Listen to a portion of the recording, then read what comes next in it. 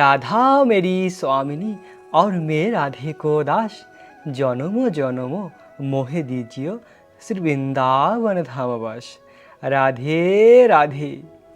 প্রিয় ভক্ত, আজ আমরা বৃন্দাবনের গিরি গোবর্ধন মহারাজের পরিক্রমা করব। এই মুহূর্তে রয়েছি ব্রহ্মাণ্ডের সর্বশ্রেষ্ঠ স্থান রাধাকুণ্ড। রাধাকুণ্ডর এই পবিত্র স্থান থেকে পরিক্রমা শুরু করব এবং রাধাকুণ্ড এসে পরিক্রমা সমাপ্ত করব। প্রিয় ভক্ত, যে যেখানেই রয়েছেন না কেন, আমার সঙ্গে ঘরে বসে মনসে গিরি গোবর্ধন মহারাজের পরিক্রমা করুন। মনটাকে বৃন্দাবন ধামে নিয়ে আসুন আর ঘরে বসে মনসে গিরি গোবর্ধন মহারাজের পরিক্রমা করুন। ঘরে বসে মন থেকেও যদি গিরি গোবর্ধন মহারাজের পরিক্রমা করেন তাহলে একই ফল প্রাপ্ত হওয়া যায়। ভগবান হলো ভক্তবৎসল, ভক্তের হৃদয়ের প্রেমকে গ্রহণ করে। তাই তো প্রিয় ভক্ত, মনটাকে বৃন্দাবন ধামে নিয়ে আসুন আর আমার সঙ্গে পরিক্রমা করুন। এখন আমরা রাধাকুণ্ডের পবিত্র জলকে স্পর্শ করে আসমান করব। এই পবিত্র জলকে স্পর্শ করে সংকল্প গ্রহণ করব। হে রাধারানী, হে বিশ্বভানু নন্দিনী, আজ আমরা এই পুরো গিরি গোবর্ধন মহারাজের পরিক্রমা করতে চাই আর সেজন্য তোমার কৃপা আমাদের খুবই দরকার। হে রাধারানী, আমাদের সকলকে এই আশীর্বাদ করো আমরা যেন গিরিরাজ গোবর্ধন মহারাজের পরিক্রমা করতে পারি এবং এর মাধ্যমে তোমাদের সন্তুষ্টি বিধান করতে পারি আর রাধা কৃষ্ণের সন্তুষ্টি বিধান করতে পারি। এটাই আমাদের অভিলাষ, এই জীবনে যেন রাধা কৃষ্ণকে প্রাপ্ত হই। এই প্রার্থনা করুন প্রিয় ভক্ত রাধারানীর কাছে। এই রাধাকুণ্ড হলো এই জগতের সর্বশ্রেষ্ঠ স্থান, স্বয়ং রাধারানী থেকে অভিন্ন। আর রাধারানী থেকে অভিন্ন রাধাকুণ্ড আর শ্যামকুণ্ড হলো শ্যাম সুন্দর কৃষ্ণ থেকে অভিন্ন। তাই আজ আমরা এই পবিত্র স্থান রাধাকুণ্ড থেকে পরিক্রমা শুরু করব রাধারানীর কৃপা প্রার্থনা করে এবং এই রাধাকুণ্ড এসে পরিক্রমা সমাপ্ত করব। আর পরিক্রমার মার্গে যা কিছু দুর্লভ দর্শন রয়েছে সেই সকল স্থানকে দর্শন করব, সেই লীলাকথা শ্রবণ করব। প্রিয় ভক্ত, এখন আমরা গিরি গোবর্ধন মহারাজের পরিক্রমা শুরু করেছি। আপনারা সকলে আমার সঙ্গে পরিক্রমা করুন ঘরে বসে মনসে। এভাবে গিরিরাজ গোবর্ধন মহারাজের পরিক্রমা করতে করতে অপ্রাকৃত লীলাকথা শ্রবণ করব। ভগবানের কথামৃত হলো আমাদের জীবনের একমাত্র আনন্দ লাভ করার উৎস। তাই তো গোপিকারা বলেছেন, হে কৃষ্ণ, তব কথামৃত তপ্ত জীবনম। কৃষ্ণ, তোমার কথামৃত হলো একমাত্র বেঁচে থাকার আনন্দের উৎস। তাই আমরা এই কথামৃতের মাধ্যমে পরম আনন্দ লাভ করতে পারি। দেখুন প্রিয় ভক্ত, কত সুন্দর গিরি গোবর্ধন মহারাজের পরিক্রমার মার্গ। সত্যি গিরি গোবর্ধনের পরিক্রমার মাধ্যমে অপ্রাকৃত আনন্দ লাভ করা যায়। আজ আমরা অনেক সুন্দর লীলাকথা শ্রবণ করব, অনেক অজানা তত্ত্বকে আমরা জানব। গিরি গোবর্ধন মহারাজের গিরি গোবর্ধন ধারণ করার লীলা এত সুন্দর, এই লীলা শ্রবণ করলে ভগবানের কৃপা লাভ করা যায়। শুধু ভগবানের কৃপা নয়, প্রেম লাভ করা যায়। এত সুন্দর এই লীলাকথা রয়েছে শ্রীমদ্ ভাগবতমে। এই অপরূপ সুন্দর লীলাকথা বর্ণিত রয়েছে। আমরা একটি লীলা শ্রবণ করব, অনেক আনন্দ লাভ করব। প্রিয় ভক্ত, পরিক্রমা করতে করতে এখন আমরা এসে পৌঁছেছি বৃন্দাবনের কুসুম সরোবর। এই অপ্রাকৃত কুসুম সরোবর কত সুন্দর কুঞ্জ। এই কুঞ্জে রাধাকৃষ্ণের অনেক মধুর লীলা রয়েছে।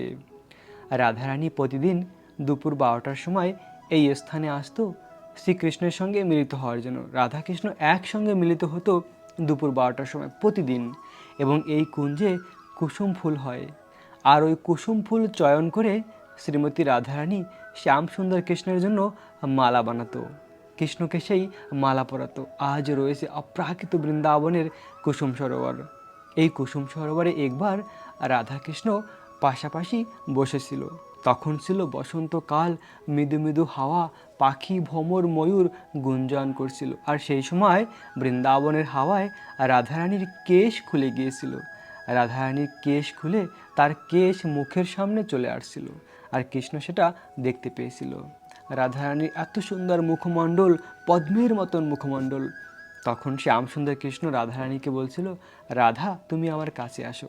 তখন রাধারানী কৃষ্ণের কাছে এসেছিল আর কৃষ্ণ রাধারানীর কেশ বন্ধন করেছিল। খুব সুন্দর রাধারানীর কেশ সাজিয়েছিল কুসুম ফুল দিয়ে, বেনি বানিয়েছিল। এই স্থানে এরকম স্বয়ং কৃষ্ণ রাধারানীর কেশ বন্ধন করেছিল, এই লীলা করেছিল এই কুসুম সরোবরে। এছাড়াও আরও অনেক অনেক লীলা রয়েছে কুসুম সরোবরের লীলা। তো আমরা পরিক্রমা করতে করতে এগিয়ে যাচ্ছি। এখন আমরা এই সুন্দর পরিক্রমার মার্গে রয়েছি। তো যদিও গিরি গোবর্ধন মহারাজের পরিক্রমা অনেকটা কষ্ট, অনেক বৃহৎ এই পরিক্রমা, কিন্তু তাও আমরা কেন পরিক্রমা করব? ভগবানের জন্য, ভগবানকে লাভ করার জন্য, ভগবানের সন্তুষ্টি বিধানের জন্য। ভগবানকে লাভ করা এই জীবনের একমাত্র সার্থকতা। ভগবান বিনা আমাদের জীবনের বাকি সব কিছু বৃথা। 84 লক্ষ প্রাণী প্রজাতি রয়েছে, তারা কেউ ভগবানের ভক্তি করতে পারে না। মনুষ্য শরীর এমনই দুর্লভ, এই শরীরটির মাধ্যমে কৃষ্ণ ভক্তি সম্ভব, কৃষ্ণকে প্রাপ্ত করা সম্ভব এই জন্মে। দুঃখ কষ্ট থেকে তখনই মুক্ত হওয়া যায় যখন কেউ মনটাকে কৃষ্ণের চরণে সমর্পিত করে। প্রিয় ভক্ত, পরিক্রমা করতে করতে এখন আমরা এসে পৌঁছেছি বৃন্দাবনের মানসী গঙ্গা। এই সেই অপ্রাকৃত মানসী গঙ্গা। এই মানসী গঙ্গা শ্যামসুন্দর কৃষ্ণের মন থেকে প্রকাটিত হয়েছিল, তাই নাম হয়েছে মানসী গঙ্গা। বৃন্দাবনে রাধাকৃষ্ণের নৌকা বিহার হয় এই মানসী গঙ্গায়। রাধাকৃষ্ণের চন্দন যাত্রার সময় নৌকা বিহার হয়। তো ব্রজ গোপিকারা এই স্থানে নৌকা বিহারের ব্যবস্থা করেছিল, আর রাধাকৃষ্ণকে সেই নৌকার উপরে বসিয়ে নৌকা বিহার করেছিল। আর রাধাকৃষ্ণের সুখের জন্য, গোপিকাদের জীবনের সব কিছু হলো রাধাকৃষ্ণের জন্য, আর রাধাকৃষ্ণের সুখের জন্য। তাই তারা খুব সুন্দর নৌকা বিহারের আয়োজন করেছিল বৃন্দাবনের এই স্থানে। অপ্রাকৃত স্থান বৃন্দাবনের মানসী গঙ্গা। সে মানসী গঙ্গার আরও অনেক মহিমা রয়েছে। তো আমরা এখন এই মানসী গঙ্গাকে দর্শন করে এগিয়ে যাচ্ছি পরিক্রমার মার্গের দিকে। তো ভগবান শ্রীকৃষ্ণ এই গিরিরাজ গোবর্ধনকে ধারণ করেছিল ব্রজবাসীদের রক্ষা করার জন্য। তো বৃন্দাবনের ব্রজবাসীরা প্রতি বছর ইন্দ্রদেবের পূজা করত, কেননা ইন্দ্রদেব বৃষ্টির দেবতা। বৃষ্টির মাধ্যমে ঘাস হয়, আর ঘাস গাভীরা আহার করে, আর ঘাস আহার করে গাভীরা দুধ প্রদান করে, আর ওই দুধের মাধ্যমে ব্রজবাসীদের জীবিকা অর্জিত হয়, তারা জীবন ধারণ করে। তাই তারা বৃষ্টির দেবতা দেবরাজ ইন্দ্রের পূজা করত। তো ভগবান শ্রীকৃষ্ণ দেখলেন তার নিজের পিতামাতাই দেবতাদের পূজা করছে। তো ভগবান এই সংসারে এসেছেন সকলকে এই শিক্ষা দেওয়ার জন্য যে সর্বধর্মান পরিত্যাজ্য মাম একম শরণং ব্রজ। তো কৃষ্ণ দেখছেন তার নিজ প্রিয় ব্রজবাসীরাই দেবতাদের পূজা করে। দেবতারা তো ভগবানের সেবক। তো ভগবান এর পরে বৃন্দাবন থেকে যখন বাইরে যাবে তখন গীতার জ্ঞান প্রদান করবে। তো যদি নিজের পরিবার ব্রজবাসীদের তিনি শিক্ষা না দেয় তাহলে বাইরে কি করে প্রচার করবে? তাই ভগবান শুরুতে নিজের পরিবার থেকে শুরু করেছে কৃষ্ণ ভক্তির প্রচার। ব্রজবাসীদের তিনি বললেন, দেখো আমরা হলাম গোপজাতি, আমাদের গাভীদের যে বর্ধন করে তিনি হলেন গোবর্ধন। গোবর্ধনের ঝর্ণার জল, গোবর্ধনের ঘাস, গোবর্ধনের ফল মূল সব কিছু আমরা প্রাপ্ত হই গিরি গোবর্ধন মহারাজ থেকে। তাই আমাদের গিরিরাজ গোবর্ধনের পূজা করা উচিত। তো ব্রজবাসীদের খুব সুন্দর বোঝালেন যে দেখো এখানে আমরা বৃন্দাবনে ইন্দ্রদেবের যজ্ঞ অনুষ্ঠান করি, তাই বৃষ্টি হয়, কিন্তু যেখানে সমুদ্র রয়েছে, যেখানে হিমালয় রয়েছে, যেখানে মরুভূমি রয়েছে সেখানেও তো বৃষ্টি হয়। দেবতারা কেউ স্বতন্ত্র নয়, তারা ভগবানের সেবক, ভগবানের বিভিন্ন সেবাকে পরিচালনা করে। তো মূল ভগবান যে, তার পূজা করা উচিত। তো ভগবান শ্রীকৃষ্ণ খুব সুন্দর বুঝিয়ে ব্রজবাসীদের রাজি করলো ইন্দ্র পূজা বন্ধ করে গিরিরাজের পূজা করার জন্য। খুব সুন্দর আয়োজন করেছিল গিরিরাজের পূজার জন্য।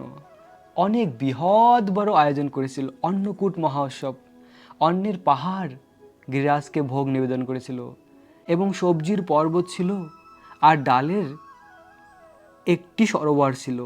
এরকম অনেক বৃহৎভাবে গিরিরাজকে ভোগ নিবেদন করা হয়েছে। আর ভগবান স্বয়ং ওখানে দাঁড়িয়েছিল ব্রজবাসীদের পাশে। আর আরেকটি রূপে ভগবান গিরিরাজের উপরে উঠে সমস্ত কিছু গ্রহণ করেছিল, কেননা কৃষ্ণই তো ভগবান।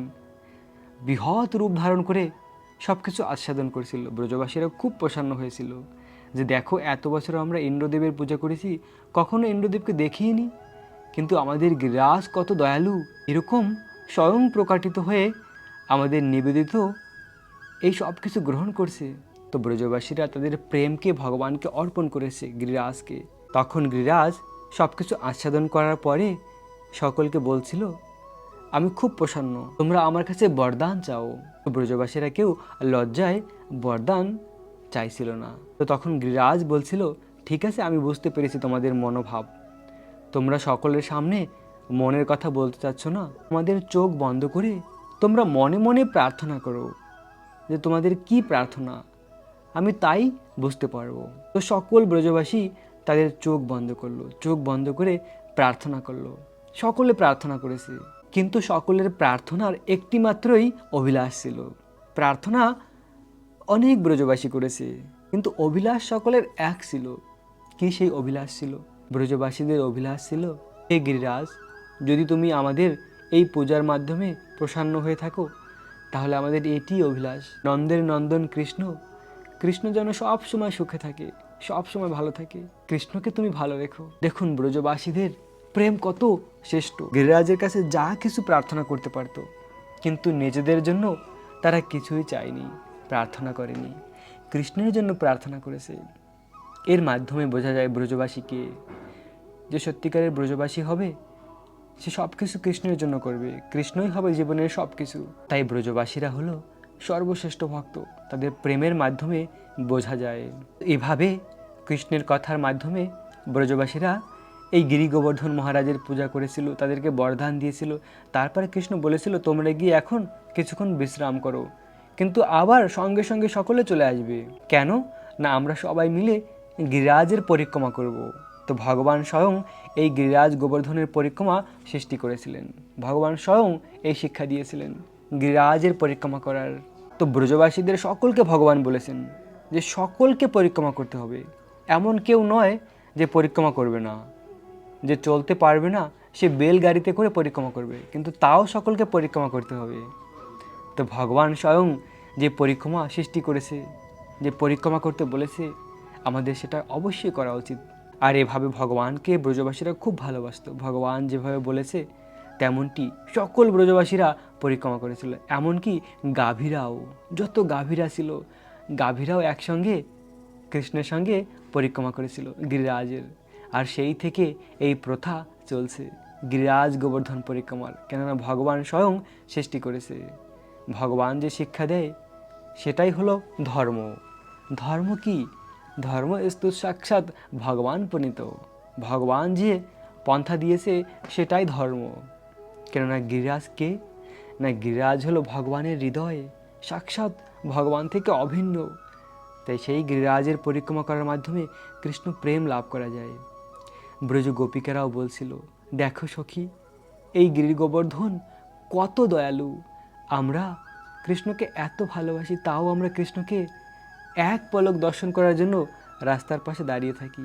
কিন্তু এই গিরিরাজ কত ভাগ্যশালী, কৃষ্ণ তার সখাদের নিয়ে, গাভীদের নিয়ে সকাল থেকে সেই বিকেল পর্যন্ত গিরিরাজের তলাটিতে লীলা করে। গিরিরাজ এত ভাগ্যশালী, সর্বক্ষণ কৃষ্ণের অপরূপ সুন্দর মুখমণ্ডলকে দর্শন করার সৌভাগ্য লাভ করে। আর কতভাবে কৃষ্ণের সেবা করে।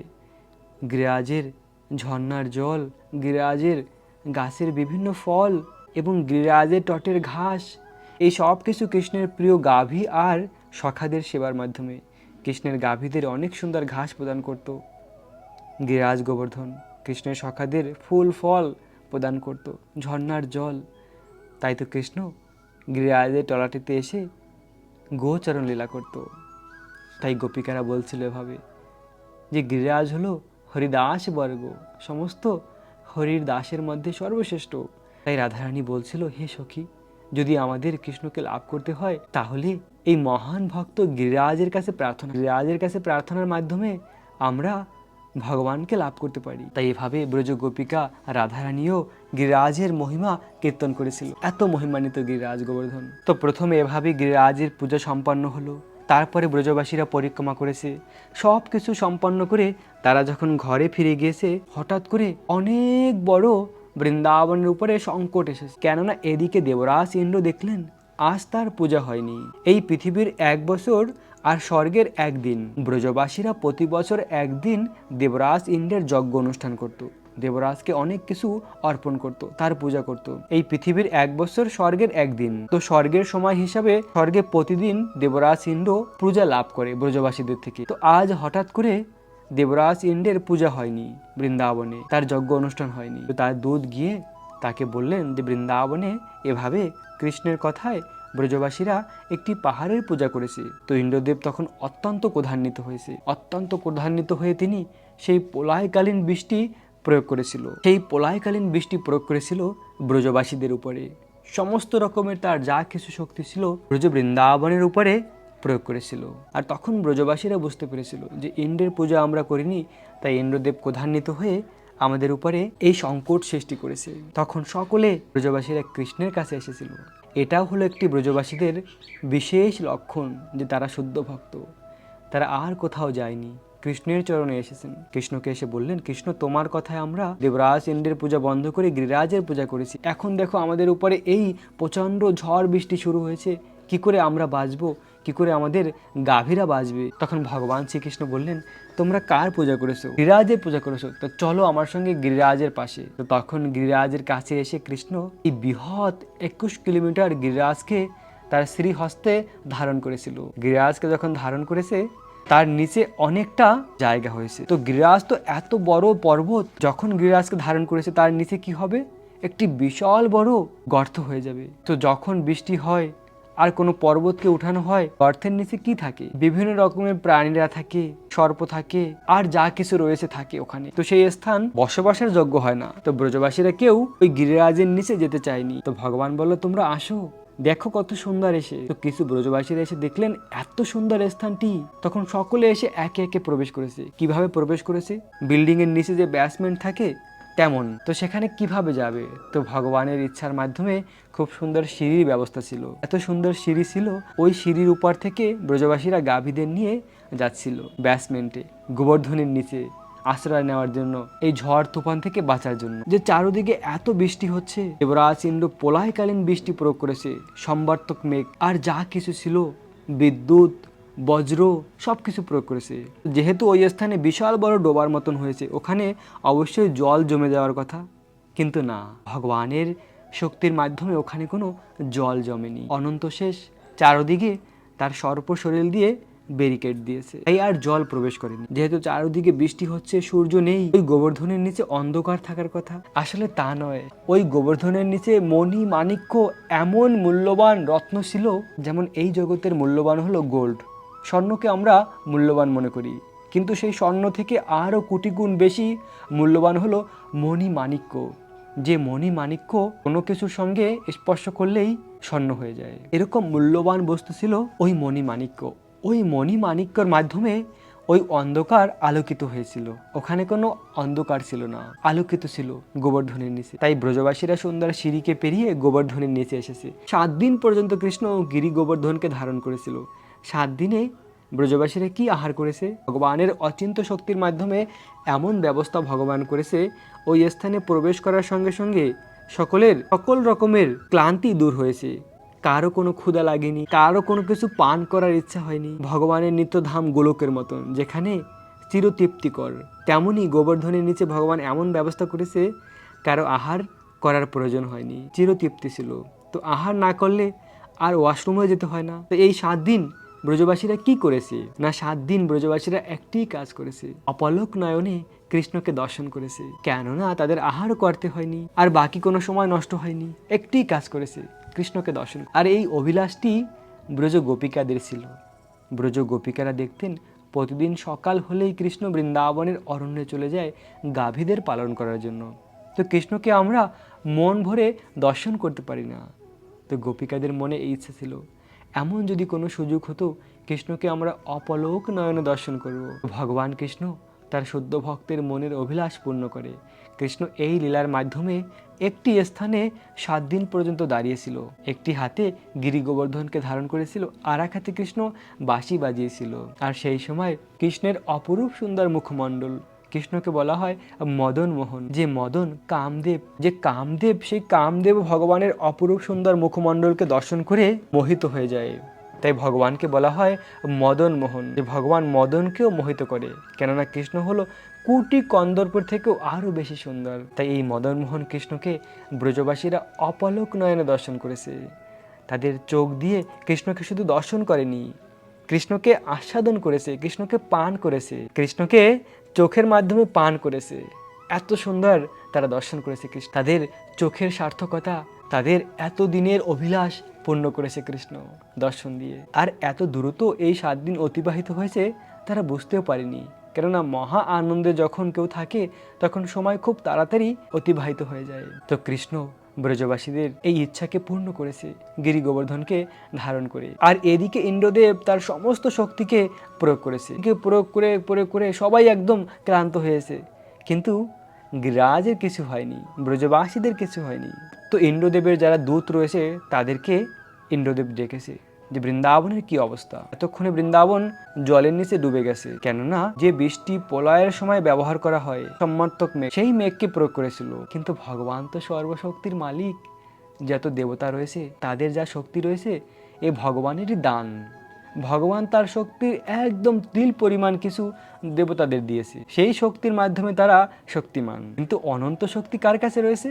কৃষ্ণের কাছে রয়েছে। তাই কৃষ্ণ তার ইচ্ছা শক্তির মাধ্যমে ব্রজবাসীদের রক্ষা করতে পারে। কিন্তু ভগবান গিরি গোবর্ধনকে ধারণ করেছে ব্রজবাসীদেরকে আনন্দ প্রদান করার জন্য। কৃষ্ণ চেয়েছিল তার প্রিয় ব্রজবাসীদের সঙ্গে 7 দিন একসঙ্গে থাকার জন্য, আর তারা সকলে মিলে অনেক আনন্দ করেছে একসঙ্গে এই 7 দিন পর্যন্ত। আর এদিকে ইন্দ্রদেবের দূতেরা গিয়ে বলছিলেন, আরে ব্রজবাসীদের তো কিছুই হয় না, তারা তো খুব আনন্দে রয়েছে, তারা পিকনিক করছে। দেবরাজ ইন্দ্র বিশ্বাস করতে পারলো না যে আমি এত শক্তি প্রয়োগ করেছি, ব্রজবাসীদের কিছু হয়নি মানে। তো ইন্দ্রদেব স্বয়ং তার ঐরাবতের উপরে করে বৃন্দাবনে এসেছিল দেখার জন্য। তো ইন্দ্রদেব এসে দেখলেন সত্যি ব্রজবাসীদের কিচ্ছু হয়নি। তখন ইন্দ্রদেব বুঝতে পেরেছে আমি তো ভুল জায়গায় শক্তি প্রয়োগ করেছি, এ তো আমার প্রভু স্বয়ং পুরুষোত্তম অনাদির আদি গোবিন্দ, সেই গোবিন্দের চরণে আমি অপরাধ করেছি। তো ইন্দ্রদেব সঙ্গে সঙ্গে ব্রহ্মাজির কাছে ফোন করেছে। ব্রহ্মাজির পার্সোনাল নাম্বার ছিল ইন্দ্রদেবের কাছে। ইন্দ্রদেব ফোন করেছে ব্রহ্মাজির কাছে।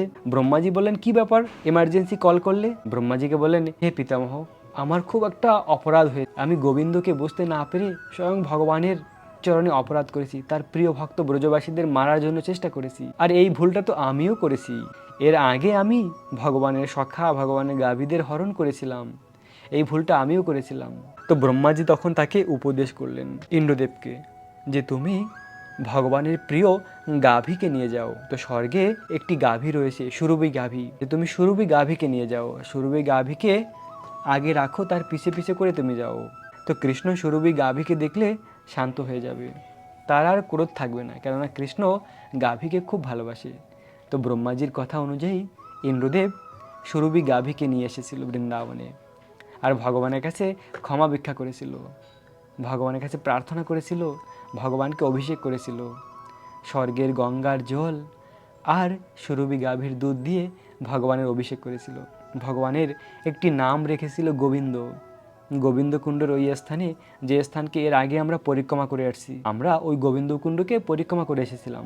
এই গোবিন্দকুণ্ডের ওই স্থানে দেবরাজ ইন্দ্র এসেছিল। দেবরাজ ইন্দ্র এসে ভগবানের কাছে ক্ষমা ভিক্ষা করেছিল, আর ভগবান দেবরাজকে ক্ষমা করেছিল। কেন? ভগবান প্রসন্ন ছিল। যদিও ইন্দ্রদেব ব্রজবাসীদের মারার জন্য চেষ্টা করেছিল, কিন্তু এর মাধ্যমে ভগবানের সেবা হয়েছে। কিভাবে না, ভগবানের ভক্তকে ভগবানের সঙ্গে করেছে, একসঙ্গে তারা 7 দিন ছিলেন, তাই ভগবান প্রসন্ন ছিল। ভগবান দেবরাজ ইন্দ্রকে ক্ষমা করে দিয়েছে। দেখতে মনে হচ্ছে ভগবানকে একটি বালক, কিন্তু তার যে কণ্ঠ ছিল মেঘ গর্জন গম্ভীর, কেননা ভগবান তো পরম পুরুষোত্তম। তো অবশেষে ভগবান ইন্দ্রদেবকে ক্ষমা করেছিল, আর ইন্দ্রদেব খুব সুন্দর ভগবানের সেবা করেছিল। তো প্রিয় ভক্ত, এভাবে আমরা গিরিরাজ গোবর্ধন মহারাজের পরিক্রমা করে চলছি, আর এই মধুর লীলা কথা শ্রবণ করছি। তো ভগবান শ্রীকৃষ্ণ ইন্দ্রদেবের গর্ভকে হরণ করেছিল। ইন্দ্রদেবের মনে যে অহংকার ছিল যে আমি হলাম ভগবান, সেটা থেকে তিনি মুক্ত হয়েছেন। ভগবানের ভক্ত ইন্দ্রদেব, তাই ভগবান তার প্রতি অনুগ্রহ করেছে। ভগবান যখন কোনো ভক্তের হৃদয়ে অহংকার এসে যায়, ভগবান সে ভক্তের অহংকারকে চূর্ণ করে, তাকে শুদ্ধ করে। তাই ভগবান ইন্দ্রদেবের অহংকারকে হরণ করেছে, আর এদিকে তার শুদ্ধ ভক্ত ব্রজবাসীদের অনেক দিনের অভিলাষ পূর্ণ করেছে, তাদেরকে একাত্র করে অপলক নয়নে দর্শন দিয়েছে। তো ভগবানের এই অচিন্ত্য শক্তি, ভগবান সব কিছু করতে পারে, তাই ভগবানকে বলা হয় অনাদির আদি গোবিন্দ। ঈশ্বর পরম কৃষ্ণ সচ্চিদানন্দ বিগ্রহ, অনাদির আদি গোবিন্দ, সর্বকারণের কারণম। ভগবান হলো সর্বকারণের পরম কারণ, ভগবানের উপরে আর কিছু নেই। তো ভগবান শ্রীকৃষ্ণ ব্রহ্মার একদিনে একবার এই সংসারে আসে লীলা করার জন্য। যখন কৃষ্ণ আসে তখন তার স্বধামকে তার সঙ্গে করে নিয়ে আসে। এই বৃন্দাবন ধাম এই ব্রহ্মাণ্ডে কোনো স্থান নয়, কৃষ্ণ তার নিত্য জগৎ থেকে নিয়ে এসেছে লীলা বিলাস করার জন্য। ব্রহ্মার একদিন অনেক লম্বা, সত্য, ত্রেতা, দাপর, কলি, এই 4টি যুগে একটি দিব্য যুগ হয়। এরকম 1000 দিব্য যুগে ব্রহ্মার একদিন হয়। আর সেই ব্রহ্মার একদিনে স্বয়ং ভগবান ব্রজেন্দ্রনন্দন কৃষ্ণ একবারই এই সংসারে আসে লীলা করার জন্য। যখন তিনি আসেন তখন তার স্বধামকে নিয়ে আসেন, তাও রাধারানীর কৃপার মাধ্যমে। রাধারানীকে কৃষ্ণ বলে, রাধা, আমাদের ভৌতিক সংসারে লীলা করার সময় হয়েছে, তুমি আমার সঙ্গে চলো। আর রাধারানী বলে, কৃষ্ণ আমি যাব না, যেখানে বৃন্দাবন নেই, যেখানে যমুনা নেই, যেখানে গিরি গোবর্ধন নেই, সেখানে আমি যাব না কৃষ্ণ, সেখানে আমার ভালো লাগে না। তো রাধারানীকে কৃষ্ণ বলেছিল, হে রাধা, আমি তোমার জন্য আমার এই নিত্য জগতের বৃন্দাবনকে ভৌতিক সংসারে নিয়ে যাব। তখন কৃষ্ণের শক্তির মাধ্যমে কৃষ্ণ তার বৃন্দাবনকে এই সংসারে নিয়ে আসে এবং গিরি গোবর্ধন মহারাজকে। এই গিরি গোবর্ধন গোলক বৃন্দাবনেও রয়েছে, সেখানে রয়েছে 100 সহস্র পর্বত। এই গিরি গোবর্ধনের নাম গোলক বৃন্দাবনে হলো 100 সহস্র পর্বত। আর সেই 100 সহস্র পর্বতের উপরে ভগবান বিরাজমান, অষ্টসখীরা চারদিকে রয়েছে আর রাধা কৃষ্ণের সেবা করছে। সেই গোলক বৃন্দাবনে, সেই ধামে আমরা যেতে পারি ভগবানের ভক্তির মাধ্যমে, এই গিরিরাজের পরিক্রমার মাধ্যমে। ভক্তির মাধ্যমে ভগবানকে জানা যায়। তাই তো বলা হয় ভক্তা মাম অভিজানাতি, কেবল ভক্তির মাধ্যমে ভগবানকে জানা যায়, ভক্তির মাধ্যমে ভগবানকে লাভ করা যায়। তাই আমাদের উচিত যখনই সুযোগ হয় গিরিরাজের পরিক্রমা করা। গিরিরাজের পরিক্রমার মাধ্যমে আমরা অনেক আনন্দ লাভ করতে পারি। আমার তো যখনই সুযোগ হয় আমি গিরিরাজের পরিক্রমা করি, কিছুটা কষ্ট হলেও তাও আনন্দ। কেন? এই পরম ধাম, চিৎ জগতের থেকে অভিন্ন বৃন্দাবন ধামকে আমরা পরিক্রমা করছি। এ কোনো সাধারণ কিছু নয়। তো আজকের এই যে গিরিরাজের পরিক্রমা, এ কোনো সাধারণ কিছু নয়। প্রিয় ভক্ত, আপনারা যে যেখানে রয়েছেন না কেন, মনটাকে বৃন্দাবন ধামে নিয়ে এসে মনসে পরিক্রমা করুন, দেখুন একই ফল প্রাপ্ত হবেন। কেননা ভগবান হলো ভক্তবৎসল। ভগবান ভক্তের হৃদয়ের প্রেমকে গ্রহণ করে। আপনার হৃদয়ের ভালোবাসাকে ভগবান অবশ্যই গ্রহণ করবে। ভগবান খুব দয়ালু, ভক্তকে খুব ভালোবাসে। ভগবান চায় ভক্ত যেন আমার কাছে ফিরে আসে। তাই ভগবান এই বিভিন্ন ব্যবস্থা করেছে। একবার বৃন্দাবনে একটি অসুর এসেছিল গাভীর রূপ ধারণ করে, অরিষ্টাসুর। আর অরিষ্টাসুরকে কৃষ্ণ বধ করেছিল। আর তারপরে রাধারানী আর গোপিকাদের কাছে এসেছিল। গোপিকারা এবং রাধারানী বলছিল, কৃষ্ণ তুমি গোহত্যা করেছো, তোমাকে প্রায়শ্চিত্ত করতে হবে, সমস্ত তীর্থে স্নান করতে হবে। তখন কৃষ্ণ তার পায়ের গোড়ালি দিয়ে এই শ্যামকুণ্ডকে বানিয়েছিল। আর শ্যামকুণ্ডকে বানিয়ে এই জগতের সমস্ত তীর্থকে আহ্বান করেছিল। সমস্ত তীর্থ প্রকাটিত হয়ে ভগবানকে প্রণাম করে তরল রূপে জল হয়ে প্রবেশ করেছিল শ্যামকুণ্ডে। আর তখন কৃষ্ণ শ্যামকুণ্ডে স্নান করেছিল। স্নান করে এসে গোপিকাদের বলেছিল, এখন আমি সম্পূর্ণ পবিত্র, কিন্তু তোমরা পবিত্র নয়, কেননা তোমরা তো কোনো দিন ব্রহ্মার পূজা করোনি, তাই তোমাদেরও সমস্ত তীর্থে স্নান করতে হবে, তোমরা আমার জলে স্নান করো। আর রাধারানী বলল, কেন আমরা তোমার জলে স্নান করব? তুমি গোহত্যা করেছো, সেই পাপ ওই জলে রয়েছে। আমরা গোপিকারা মিলে কুণ্ড বানাবো। তখন গোপিকারা মিলে রাধারানী একসঙ্গে রাধাকুণ্ডকে বানিয়েছিল। যে রাধাকুণ্ড এই জগতের সর্বশ্রেষ্ঠ, এত সুন্দর একটি কুণ্ড বানিয়েছিল। কিন্তু সেই কুণ্ডে জল কোথায় পাবে? কৃষ্ণ বলছিল, আমার শ্যামকুণ্ড থেকে তুমি জল নাও। রাধারানী বলল, না, তোমার শ্যামকুণ্ড থেকে আমরা জল নেব না। রাধারানী বলল, আমার 100 কোটি গোপিকা রয়েছে, আমরা মানসী গঙ্গা থেকে জল নিয়ে আসবো। তো কৃষ্ণ চাইল না রাধারানী এত কষ্ট করুক। কৃষ্ণের ইচ্ছায় স্বয়ং তীর্থরাজ প্রকাটিত হয়ে রাধারানীর চরণে প্রার্থনা করেছিল, হে বিশ্বভানু নন্দিনী, হে রাধারানী, আপনি কৃপা করে আমাদের সেবা গ্রহণ করুন। তখন রাধারানী তীর্থরাজের প্রার্থনা স্বীকার করেছেন। তখন শ্যামকুণ্ডের জল গিয়ে রাধাকুণ্ডে প্রবেশ করেছিল। শ্যামকুণ্ডের জল রাধাকুণ্ডে প্রবেশ করে রাধাকুণ্ড পুরো জলে ভরেছিল। তো রাধারানীর এই রাধাকুণ্ডকে দেখে শ্যামসুন্দর কৃষ্ণ খুব প্রসন্ন হয়েছিল। শ্যামসুন্দর কৃষ্ণ বলছিল, হে রাধা, তোমার রাধাকুণ্ড আমার অতি প্রিয়। তোমার রাধাকুণ্ডকে দেখে আমি খুব প্রসন্ন।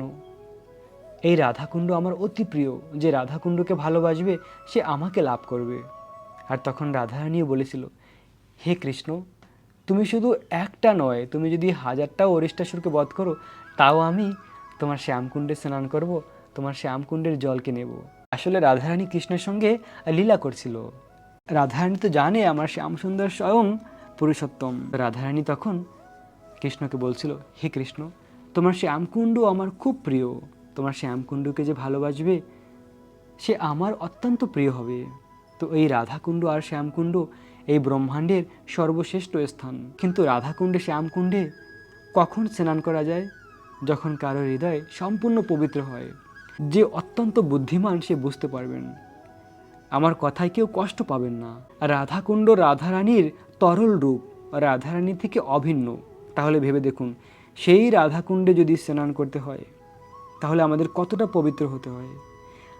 আমি যখন রাধাকুণ্ডে যাই অনেক কষ্ট হয়। কেন না, দেখি অনেকে এসে বিভিন্ন জায়গা থেকে, তাদের সেই ভক্তিভাব নেই, তাদের এই মহিমা জানে না। তারা রাধাকুণ্ডে এসে যা খুশি তাই করে, বিভিন্নভাবে সাঁতার কাটে, বিভিন্নভাবে অসম্মানের সাথে রাধাকুণ্ডে স্নান করে। যে রাধাকুণ্ডে স্নান করতে হয় ভাবের স্তরে থাকলে, যে প্রেমের আগে যে ভাবের স্তরে থাকে, এক উচ্চ স্তর শুদ্ধ ভক্তরা থাকে, সেই শুদ্ধ ভক্তরা রাধাকুণ্ডে স্নান করতে পারে। তারা স্নান করলে তারপরে প্রেম লাভ করে। কিন্তু যে সকল ভক্তরা অলরেডি রাধাকুণ্ডে স্নান করেছেন তাদের কাছে একটি প্রশ্ন রয়েছে, সত্যি কি আপনারা রাধাকুণ্ডে স্নান করে কৃষ্ণ প্রেম লাভ করেছেন? সত্যি কি জড়জগতের বন্ধন নষ্ট হয়েছে? এই জগতের প্রতি আর কোনো আসক্তি নেই? সত্যি কি কি পরমহংসের গতি লাভ করেছেন? তো নিজেদের কাছে প্রশ্ন করে দেখুন, রাধাকুণ্ডে স্নান করেছেন, কৃষ্ণ প্রেম কি লাভ করেছেন? যারা লাভ না করেছেন তাদেরকে বুঝতে হবে যে অপরাধ হয়েছে। কেন না, রাধাকুণ্ড স্বয়ং রাধারানী থেকে অভিন্ন।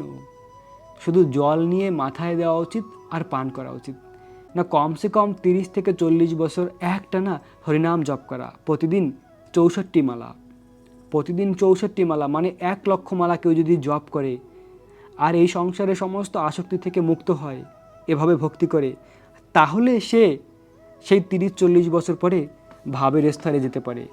যদি শুদ্ধ ভক্তি করে তখন সে স্নান করতে পারে। তাই প্রিয় ভক্ত, যে সকল ভক্তরা আমাকে ভালোবাসেন, আমার কথা শ্রবণ করেন, আমি সব কিছু শাস্ত্র সিদ্ধান্ত অনুযায়ী বলে থাকি, নিজের মন গড়া কিছু নয়। রাধাকুণ্ডের মহিমা আমি বলছি, রাধাকুণ্ড জগতের সর্বশ্রেষ্ঠ স্থান। এই স্থানে হুট করে এসে স্নান করবেন না, হৃদয় শুদ্ধ হলে তখন করবেন, বাকিটা আপনাদের ইচ্ছা। প্রিয় ভক্ত, এখন আমরা এসে পৌঁছেছি বৃন্দাবনের রাধাকুণ্ড। আর রাধাকুণ্ডের এই স্থান থেকে আমরা পরিক্রমা শুরু করেছিলাম সকালবেলা, আর এখন বিকেলবেলা এই স্থানে এসে আমাদের পরিক্রমা সমাপ্ত হলো। এই হলো রাধাকুণ্ড, আর এই পাশে রয়েছে শ্যামকুণ্ড। রাধাকুণ্ড, শ্যামকুণ্ড এই ব্রহ্মাণ্ডের সর্বশ্রেষ্ঠ স্থান। এখন আমাদের দর্শন হচ্ছে বৃন্দাবনের শ্যামকুণ্ড। এই শ্যামকুণ্ডকে স্বয়ং শ্যামসুন্দর কৃষ্ণ বানিয়েছিল। কৃষ্ণ এই শ্যামকুণ্ডকে বানিয়েছিল এই স্থানে, অনেক সুন্দর এই শ্যামকুণ্ডকে বানিয়েছিল। পরিক্রমা করে আমাদের এই স্থানে এসে আমাদের পরিক্রমা পূর্ণ হলো। এই স্থান থেকে পরিক্রমা শুরু করেছিলাম এবং এই স্থানে এসে আমাদের পরিক্রমা পূর্ণ হলো। আশা করি আপনারা সকলে ঘরে বসে মনসে গিরিরাজের পরিক্রমা করে গিরিরাজ গোবর্ধন মহারাজের অপ্রাকৃত কৃপা লাভ করবেন। সকলে রাধারানী আর কৃষ্ণর কাছে প্রার্থনা করুন বৃন্দাবন ধাম আসার জন্য, রাধাকৃষ্ণের প্রেম লাভ করার জন্য। সকলের জন্য অনেক অনেক প্রার্থনা করি আর রাধারানীর কাছে যেন সকলে বৃন্দাবন ধাম আসতে পারে এবং বৃন্দাবন ধামের কৃপা লাভ করতে পারে। প্রিয় ভক্ত, আপনাদের সকলকে অনেক অনেক শুভেচ্ছা, অভিনন্দন। আর রাখবেন নিজেদের অনেক অনেক যত্ন, থাকবেন কৃষ্ণ ভাবনাময়। রাধে রাধে।